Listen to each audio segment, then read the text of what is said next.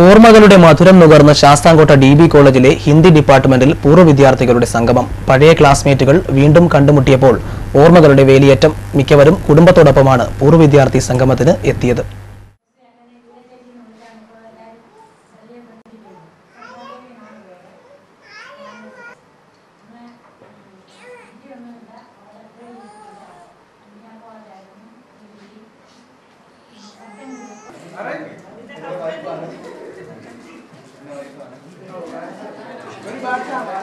ഇത്ര വിദ്യാർത്ഥികളെ ഒരു കലാലയത്തിൽ നിന്ന് പുറത്തേക്ക് വിടുന്നു എന്നുള്ളതല്ല പ്രധാനപ്പെട്ട വസ്തുത.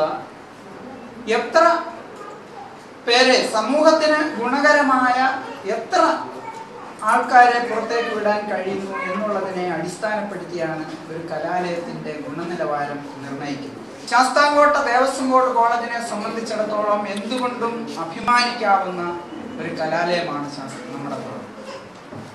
അതിന് പ്രധാനപ്പെട്ട കാരണമായി നമ്മൾ ചൂണ്ടിക്കാണിക്കപ്പെടുന്നത് നമ്മുടെ കോളേജിലെ വിവിധ ഡിപ്പാർട്ട്മെന്റുകളിൽ നിന്നും 1964 മുതൽ ഇന്നേ വരെയുള്ള കാലഘട്ടത്തിലെ പിൽക്കാലത്തുള്ള പുരോഗതി പടുത്തുയർത്തുന്നു എന്നുള്ള കാര്യത്തിൽ സംശയമില്ല.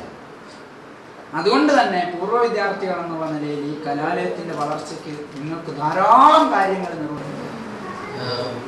ക്ലാസ്സുകളിൽ ഒരുപാട് ക്ലാസ്സുകളിലൊന്നും അറ്റൻഡ് ചെയ്തിട്ടില്ല എങ്കിൽ തന്നെ ഞാൻ ഇവിടെ പഠിച്ചപ്പോൾ തന്നെ കലാപരമായിട്ടുള്ള പ്രവർത്തനങ്ങൾക്ക് ഒരുപാട് എനിക്ക് സപ്പോർട്ട് കിട്ടിയ ഒരു കോളേജാണ്.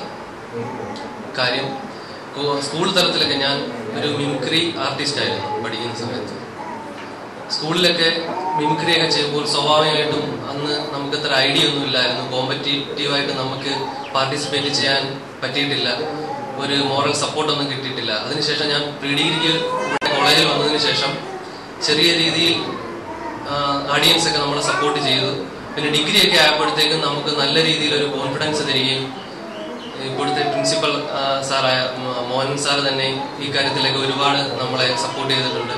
നമുക്ക് 4 ആളുകൾ ഹിന്ദി ഡിപ്പാർട്ട്മെന്റിന്റെ നേതൃത്വത്തിലാണ് പഴയകാല വിദ്യാർത്ഥികളുടെ ഒത്തുചേരലിന് വേദിയൊരുക്കിയത്. കൈക്കുഞ്ഞുമായും കുടുംബത്തോടൊപ്പവും ഒക്കെ എത്തിയാണ് പഴയ സഹപാഠികൾ പരിചയം പുതുക്കിയത്. പൂർവ്വ വിദ്യാർത്ഥി സംഗമം DB കോളേജ് പ്രിൻസിപ്പൽ മോഹൻകുമാർ ഉദ്ഘാടനം ചെയ്തു. ശൈല അധ്യക്ഷത വഹിച്ചു. സനൽകുമാർ, ശ്രീകല, ജയശ്രീ എന്നിവർ സംസാരിച്ചു. ദൃശ്യവാർത്തകളിൽ ഇനിയൊരു ഇടവേളയ്ക്ക് ശേഷം ദൃശ്യ ന്യൂസ്.